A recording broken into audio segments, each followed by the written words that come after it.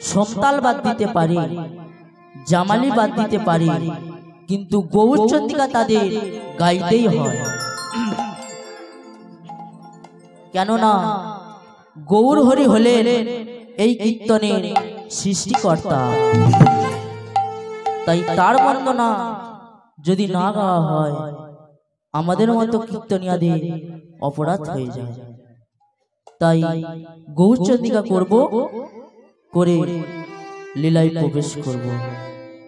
আজ শিবা সঙ্গে নাই কীর্তন হচ্ছে, তাই দেখে সতীলক্ষ্মী মায়েরা শঙ্খধ্বনি উলুধ্বনি করছে।